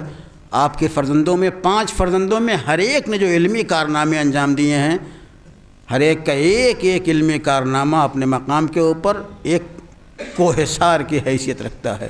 اسی خاندان سے تعلق رکھتے ہوئے یہی علمی خاندان جب آگے بڑھتا ہے تو اسی خاندان سے ایک عظیم شخصیت کا وجود ہوتا ہے. اور وہ کون سا وجود؟ وہ وجود سید العلماء آیت اللہ سید علی نقی نقوی تابہ سرا کا تھا. آپ کی نگاہوں کے سامنے ان کی پوری حیات ہے. ان کا طرز عمل کیا تھا، ان کا طرز گفتگو، ان کی تقریر کا انداز کیا تھا، سب آپ نے محسوس کیا ہے، اپنے کانوں سے سنا بھی ہے. مجھے تو ان کی تقریر سننے کا اتفاق نہیں ہوا، ہاں میں نے ان کی کتابیں جو پڑھی ہیں، مجھے ان کی کتابوں سے جو فیض حاصل ہوا ہے وہ بھی بیان کروں گا. بڑی عظیم نایاب روزگار فرد سید العلماء، جس کے بارے میں خود خاندان اجتہاد کے کسی مصنف نے لکھا ہے کہ آپ کے والد محترم کو بڑی خواہش تھی کہ ہمارے خاندان میں کوئی ایسی فرد ہو جو نثر میں بھی ماہر ہو اور زبان میں بھی ماہر ہو. خدا کی قسم اللہ نے آپ کو دونوں کمال عطا کیا تھا. آپ جس طریقے سے مسند تدریس کے اوپر زبردست مدرس تھے، مسند تصنیف و تالیف کے اوپر شاہکار مصنفین کی فہرستوں میں تھے، وہیں منبر کے اوپر نابغہ روزگار خطیب اور مقرر بھی تھے. ہم میں سے نہ جانے کتنے افراد ہوں گے جنہوں نے آپ کے وجود کو دیکھا ہے، آپ کی تقریر سے فیض اٹھایا ہے. اور یہ میرے لیے بھی ایک شرف کی بات ہے. ایسے وجود ہیں جن کے اوپر تحقیق کی ضرورت ہے، جن کے اوپر ریسرچ کرنا چاہیے، اور ان کے علمی کارنامے کو منصہ شہود کے اوپر آنا چاہیے، تاکہ دنیا دیکھے کہ ہمارے ہندوستان کی سرزمین کے اوپر بھی ایسے علماء ہیں جنہوں نے علوم و کمالات میں یہ مدارج حاصل کیے ہیں. نہ صرف یہ کہ ایران اور عراق اور قم کی سرزمین کے اوپر ایسے عظیم علماء ہیں، بلکہ اللہ نے ہماری سرزمین کو بھی یہ شرف عطا کیا ہے جس سرزمین کے رہنے والوں نے علماء عراق و ایران کو اجازے عطا کیے ہیں. خود سید العلماء آیت اللہ العلماء سید علی نقی صاحب نے آیت اللہ شہاب الدین مرشی نجفی کو خود اجازہ تحریر دیا ہے، اجازہ روایت دیا ہے. یہ ہمارے لیے باعث شرف ہے۔ اور پوری دنیا میں ورجینیا یونیورسٹی سے رضا کاظم نام کا ایک انسان ہے جس نے سب سے پہلی مرتبہ آیت اللہ سید علی نقوی نقوی کے اوپر ریسرچ کی ہے، اور ان کی تحقیق کے اوپر انہیں پی ایچ ڈی کی ڈگری تفویض کی گئی ہے۔ یوں تو مقالے آپ کی ذات کے اوپر بہت لکھے گئے، ایران میں لکھے گئے، عجم میں لکھے گئے، عرب میں لکھے گئے، ہندوستان میں لکھے گئے، لیکن بعنوان تحقیق پوری دنیا میں سب سے پہلا کام ورجینیا یونیورسٹی سے رضا کاظم نام یا ضمیر کاظم نام ہے، انہوں نے تحقیق کی ہے، اور ورجینیا یونیورسٹی نے سید العلماء کے اوپر آپ کو پی ایچ ڈی کی ڈگری تفویض کی ہے۔ یہ اس کا شرف ہے، اور میرے لیے باعث شرف یہ ہے کہ پوری دنیا میں دوسرا انسان ہوں جس کو علی گڑھ مسلم یونیورسٹی نے گزرے والے کل میں پی ایچ ڈی کی ڈگری تفویض کی ہے۔ گویا ہندوستان کی پہلی فرد ہوں، دنیا کی دوسری فرد ہوں، اور ہندوستان کی پہلی فرد ہوں جس نے سید العلماء کے اوپر پی ایچ ڈی کی ڈگری علی گڑھ مسلم یونیورسٹی نے ابھی کل ہی مجھے دی ہے۔ بڑے مشکل مرحلے آئے،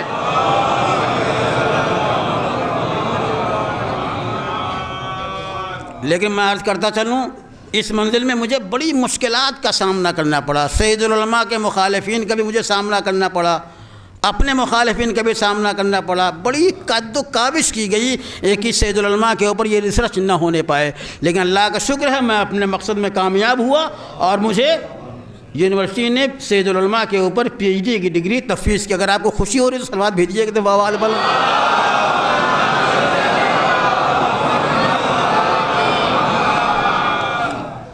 آپ ہی کے برادر خرد آیت اللہ سید کاظم نقوی تابہ سرا، جن کا تقوی آپ کی نگاہوں کے سامنے ہے،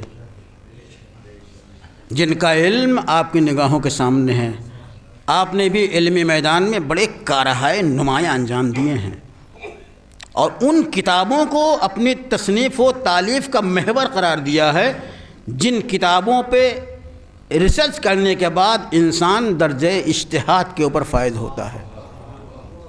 انہی میں ایک کتاب ہے رسائل، علم و اصول میں، عربی زبان میں علم و اصول کے اوپر شیخ مرتضیٰ انصاری کی کتاب رسائل، اس کا عربی زبان میں ترجمہ کیا ہے آپ نے، بلکہ تشریح کی ہے جو خود میرے پاس موجود ہے، اور مولانا موصوف نے خود میرے پاس بھیجی تھی پڑھنے کے لیے، بڑی نایاب ہے۔ اسی کے ساتھ ساتھ مقاصد ہے جو علم فقہ میں ہے، آپ نے اس کی بھی شرح کی ہے۔ منو احرمن ایک نایاب کتاب ہے جس میں دوسرے مذاہب کے افکار و نظریات کا تفصیلی جائزہ پیش کیا ہے۔ تفسیر نمونہ جسے آیت اللہ ناصر مکارم شیرازی نے تحریر فرمایا ہے، 30 جلدوں میں تقریباً ہے، اس کی تشریح آپ کے قلم سے ہوئی ہے۔ ایسے نہ جانے کتنی کتابیں ہیں جو آپ نے خاموشی کے ساتھ تحریر کرتے رہے، اس طرح آپ کا علم کتابوں کے اندر ضم ہو گیا، اور خدا کی قسم جب تک یہ کتابیں رہیں گی آپ کا نام بھی زندہ رہے گا، آپ کا علم بھی زندہ رہے گا، اور اس خاندان کا وقار کائنات میں روشن سے روشن تر ہوتا رہے گا۔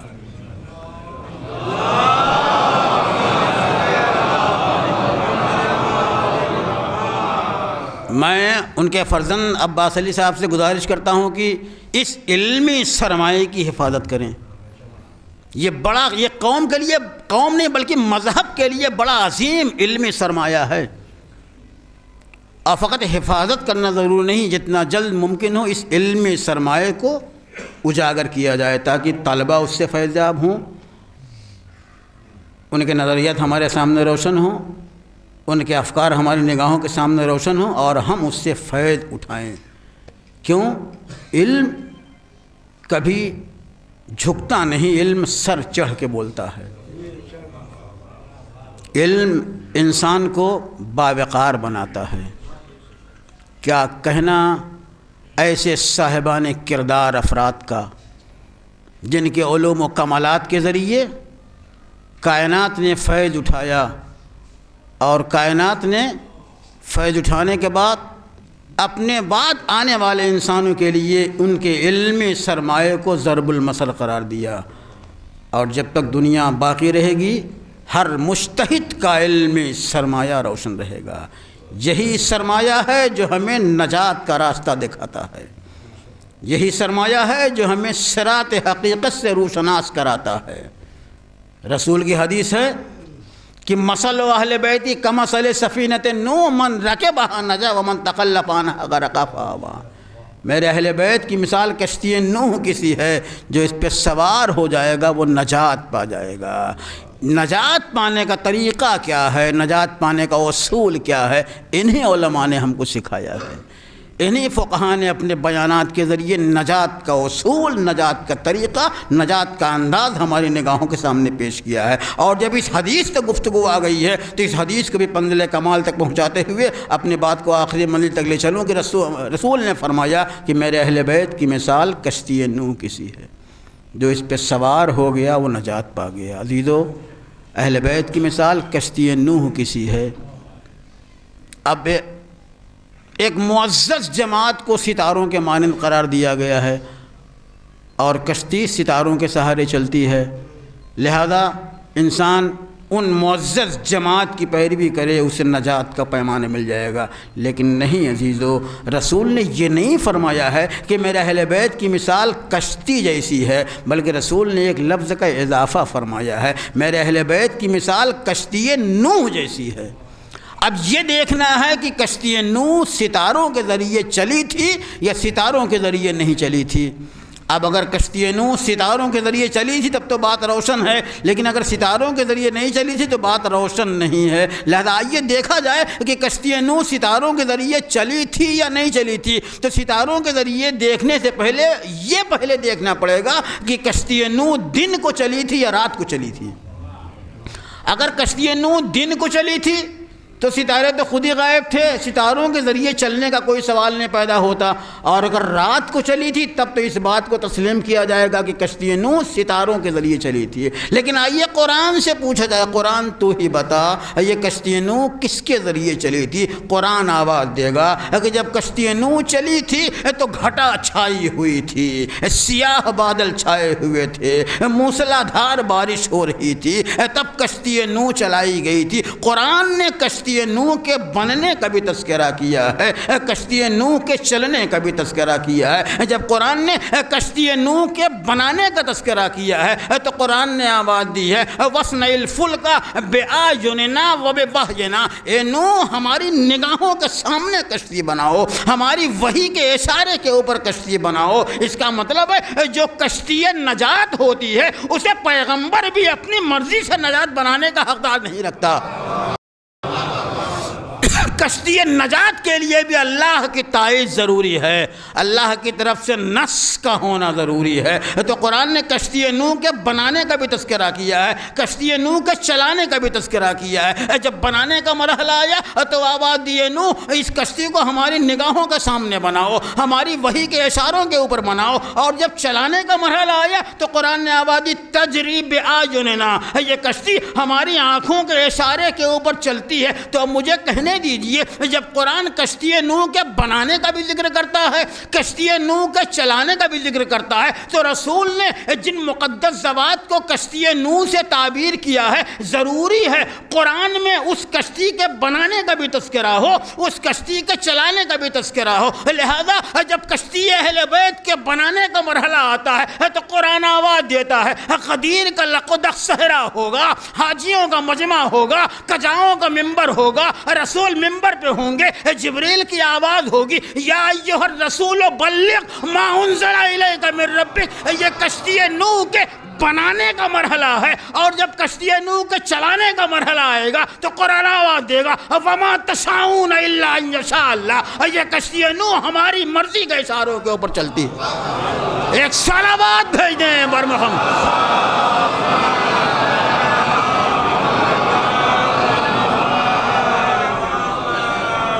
ایک اور صلوات بھیجیے بر محمد والے۔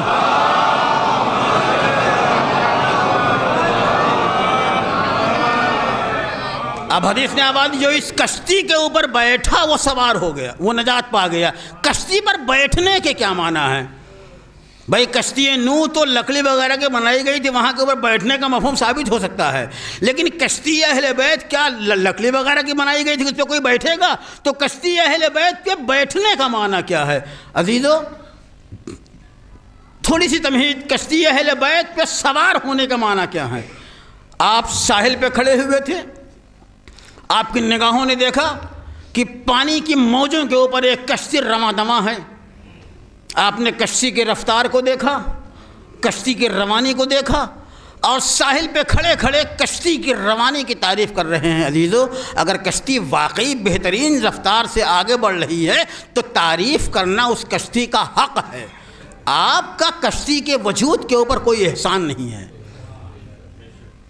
آپ ساحل پہ کھڑے کھڑے کشتی کے حسن کی تعریف کریں، بڑی خوبصورت کشتی ہے، بڑی حسین کشتی ہے، یہ کشتی کی تعریف کرنا کشتی کے وجود کے اوپر آپ کا احسان نہیں ہے۔ اگر واقعی وہ کشتی حسین ہے تو وہ اس لائق ہے کہ اس کی تعریف کی جائے۔ تو ابھی تو آپ کشتی کی تعریف کر رہے تھے، تھوڑی دیر کے بعد آپ کی نگاہوں نے کیا دیکھا کہ پانی کی تھپیڑوں سے کشتی ہچکولے کھا رہی ہے اور کشتی برباد ہو رہی ہے۔ آپ ساحل پہ کھڑے کھڑے کشتی کی تباہی کے اوپر آنسو بہا رہے ہیں۔ عزیزو کشتی کی تباہی کے اوپر آنسو بہانا کشتی کے اوپر احسان نہیں ہے۔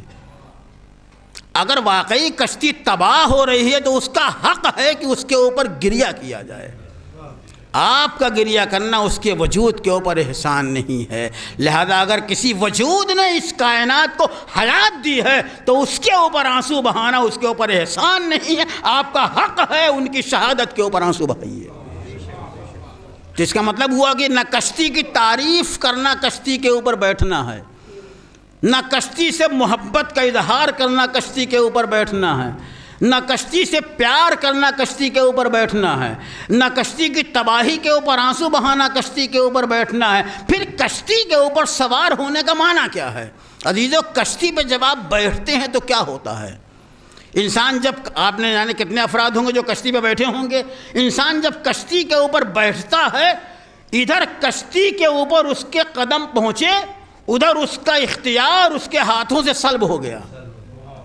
جیسے ہی کشتی کے اوپر آپ بیٹھے نہ آپ کا اختیار کی کوئی حقیقت ہے نہ آپ کے وجود کی کوئی حقیقت ہے، اب کشتی کے آپ تابع ہیں، کشتی چلے گی تو آپ چلیں گے، کشتی ٹھہری رہے گی تو آپ ٹھہرے رہیں گے۔ اب اگر کشتی چلے ہی نہ تو آپ بھی وہیں ٹھہرے رہیں گے۔ اب آپ کشتی کے حرکات و سکنات کے پابند ہیں، کشتی چلے گی تو آپ چلیں گے، کشتی رکی رہے گی تو آپ رکی رہیں گے۔ بعضیزو یہی معنی ہے کشتی اہل بیت کے اوپر سوار ہونے کے۔ کیا مطلب؟ اپنے حرکات و سکنات کو اہل بیت کے تابع بنا دیجئے اور کشتی اہل بیت کے اوپر سوار ہو جائیے۔ یہ کشتی اہل بیت جہاں جائے گی آپ کو لے کے جائے گی۔ یہ کشتی اہل بیت اگر ساحل کوثر تک پہنچے گی تو آپ کو کوثر تک پہنچائے گی، اور رسول آواز دیں گے شیعتنا فی درجتنا یوم القیامہ۔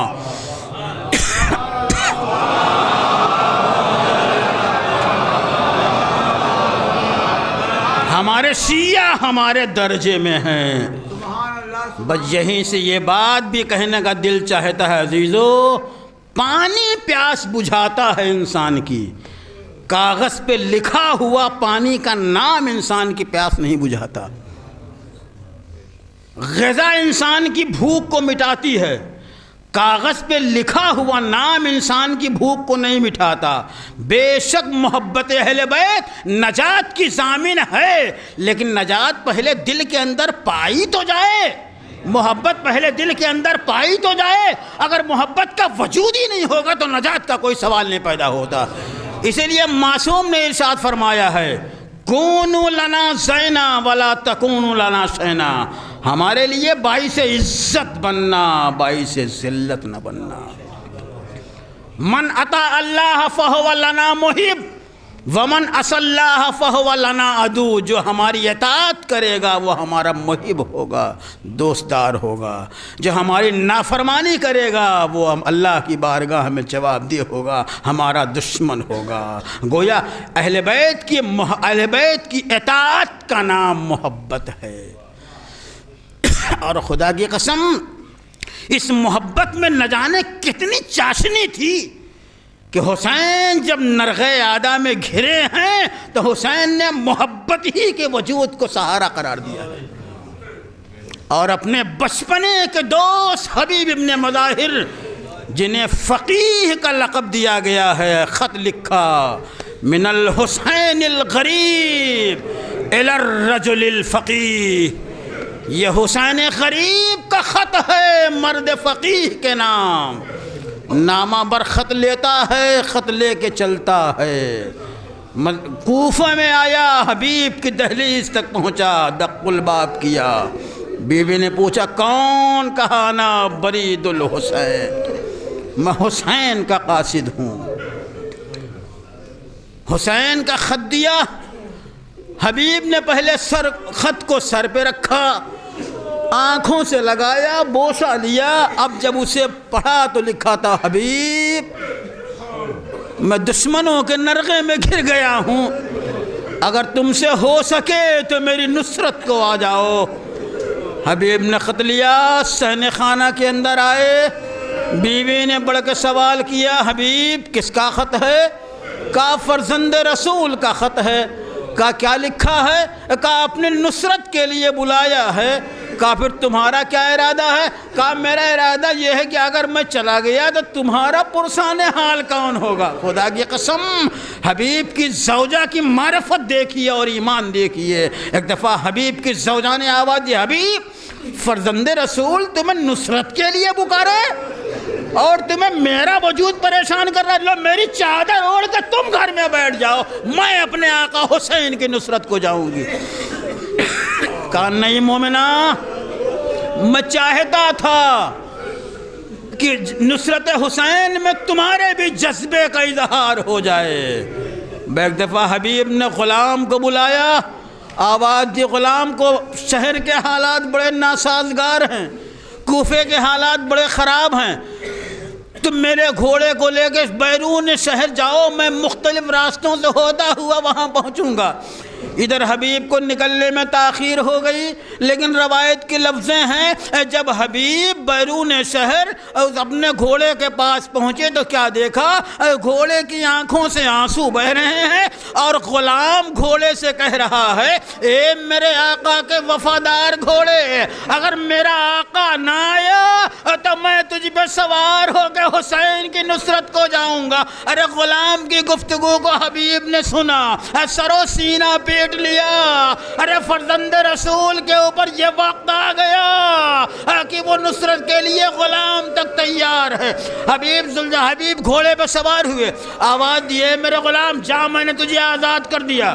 بجیسی حبیب نے غلام کو آزادی کا پروانہ دیا اور غلام نے بڑھ کے پاؤں پکڑ لیے، کہا آقا آپ نے خوب انصاف کیا، ارے جب تک اپنی مدد کا وقت تھا اپنے ساتھ رکھا، اب جب فرزند حسین فرزند رسول کی نصرت کا وقت آیا تو مجھے رہا کر دیا۔ کہا نہیں آؤ تم بھی میرے ساتھ چلو۔ حبیب چلے، ادھر حسین اپنے جانثاروں میں پرچم تقسیم کر رہے ہیں، آواز دے رہے ہیں زہیر لو یہ تمہارا پرچم ہے، اسد لو یہ تمہارا پرچم ہے، عباس لو یہ تمہارا پرچم ہے، عابس لو یہ تمہارا پرچم ہے۔ اب حسین ایک ایک کا پرچم تقسیم کر رہے ہیں اور ایک پرچم کو دور رکھ دیا، علیحدہ رکھ دیا اور کہا اس کا اٹھانے والا آیا ہی چاہتا ہے۔ اتنے میں کیا دیکھا؟ کوفے کی طرف سے گرد اٹھی، حسین نے آواز دی اے میرے جانثارو اٹھو، میرا بچپن کا دوست حبیب آ رہا ہے۔ عباس آگے بڑھے، انصار حسینی نے بڑھ کے حبیب کا استقبال کیا، ارے خوشی کی لہر دوڑ گئی۔ ادھر خیمے کے اندر جب زینب نے محسوس کیا کہ بھائی کے ساتھیوں میں خوشی کی لہر ہے، فضہ کو قریب بلایا، کہا اے فضہ ارے ذرا جا کے معلوم تو کرو کون آیا ہے، یہ میرے بھائی کے جانثار خوشیاں کیوں منا رہے ہیں؟ ابھی تو کسی کے چہرے پہ خوشی نہیں تھی۔ ایک دفعہ فضہ در خیمے پہ آئی اور لوٹ کے آواز دی اے شہزادی مبارک ہو مبارک، آپ کے بھیا کے بچپنے کے دوست حبیب آئے ہیں، حبیب کا نام سنا، آواز دیے فضا، ارے جا کے حبیب کو میرا سلام کہہ دو۔ ارے فضا در خیمے پہ آئی، آواز دیے حبیب مبارک ہو مبارک، علی کی بڑی بیٹی زینب تمہیں سلام کہلوا رہی ہے۔ اب یہ سننا تھا، حبیب نے سر و سینہ پیٹ لیا، ارے شہزادیوں کے اوپر یہ وقت آ گیا کہ ہم غلاموں کو سلام کہیں۔ جزاکم ربکم خیر الجزا، خدا آپ کو کسی غم میں نہ رلائے سوائے غم سرکار بس دو لفظ اور آپ کی زحمت تمام۔ حبیب آئے، ہنگامے کارزار گرم ہوا، ایک ایک مجاہد جاتا ہے، لیکن جب حبیب میدان میں گئے ہیں اور حبیب نے حسین کو نصرت کے لیے بلایا ہے تو راوی کہتا ہے کہ میں نے ابھی تک حسین کے چہرے پہ وہ تاثر نہیں دیکھا تھا جو حبیب کے سرانے پہنچ کے میں نے حسین کے چہرے پہ تاثر دیکھا۔ حسین کے چہرے پہ خستگی کے آثار نمایاں تھے اور آواز دے رہے تھے، ارے میرا بچپنے کا دوست حبیب مارا گیا۔ میرا حبیب بڑا عظیم انسان تھا، ایک رات میں پورا قرآن ختم کر لیا کرتا تھا۔ اللہ عزادارو، حسین بھی شہید ہو گئے، قافلے کو اسیر کیا گیا۔ اب یہ لٹا ہوا قافلہ کوفہ و شام کو جا رہا ہے۔ حبیب کا ایک بیٹا تھا جس کا نام قاسم تھا۔ قاسم کو معلوم تھا کہ میرا باپ حسین کی نصرت کے لیے کربلا گیا ہوا ہے۔ جب اسے معلوم ہوا کربلا سے کوئی قافلہ آ رہا ہے، اس کو جستجو ہوئی، چلو دیکھوں میرے باپ کا کیا حال ہے۔ سرے راہ آ کے کھڑا ہو گیا۔ اس نے کیا دیکھا؟ آگے آگے شہیدوں کے سر ہیں، پیچھے پیچھے بے کجاوا اونٹوں کے اوپر شہزادیاں ہیں۔ اس نے کیا دیکھا؟ آگے آگے شہیدوں کے سر ہیں۔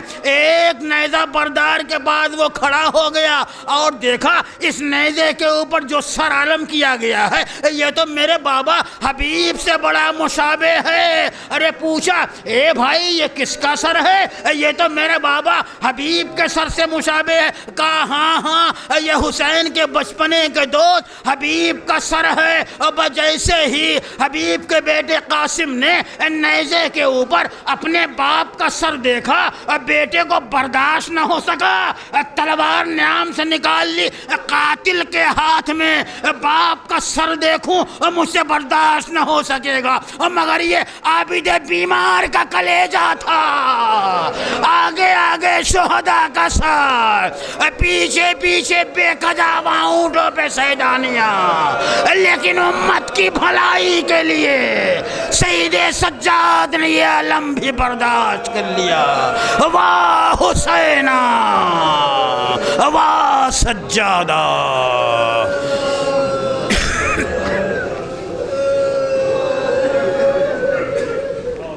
انا للہ و انا الیہ راجعون۔ رضم بقضائہ و تسلیم لامرہ، ربنا تقبل منا انک انت السمیع العلیم۔ آپ حضرات سے پھر ایک مرتبہ التماس ہے، سورہ حمد اور 3 مرتبہ سورہ توحید پڑھ کے آیت اللہ سید کاظم نقوی تابہ سرا ابن آیت اللہ سید ابو الحسن نقوی تابہ سرا کی روح کو ایصال ثواب فرما دیجیے۔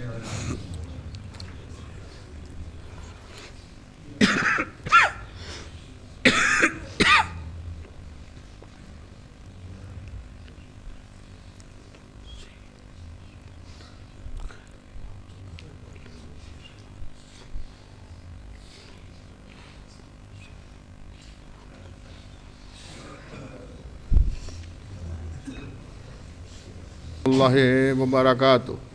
السلام علیکم غریب الغرباء، السلام علیکم معین الضعفاء والفقراء، السلام علیکم مغص الشیعۃ والزوار فی یوم الجزاء، السلام علیکم شمس الشموس، السلام علیکم انیس النفوس، السلام علیکم سلطان العرب والعجم علی ابن موسیٰ الرضا ورحمۃ اللہ وبرکاتہ، السلام علیکم مولانا صاحب العصر والزمان علمان علمان علمان، السلام علیکم خلیفۃ الرحمن، السلام علیکم قام الکفر والطغیان، السلام علیکم دافع الظلم والعدوان، عجل اللہ تعالی فرجک، وسهل الله تعالى مخرجك وظهورك ورحمة الله وبركاته.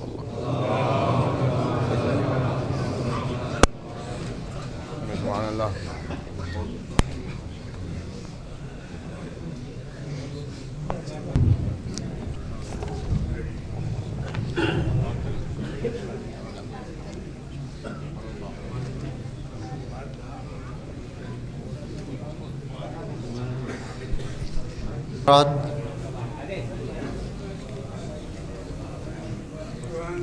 کل بروز اتوار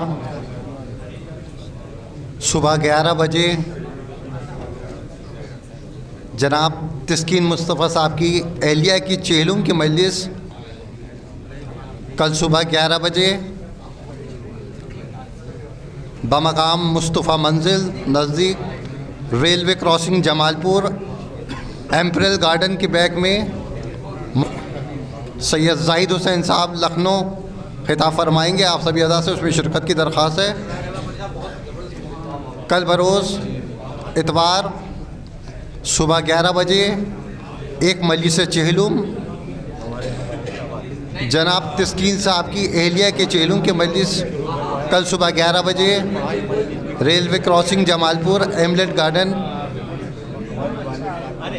جناب تسکین صاحب کے دولت قدی پہ منعقد ہوگی. اس مجلس کو عالی جناب مولانا زاہد حسین صاحب لکھنؤ خطاب فرمائیں گے. آپ سبھی اعضاء سے پابندی بچ کے ساتھ شرکت کی گزارش ہے.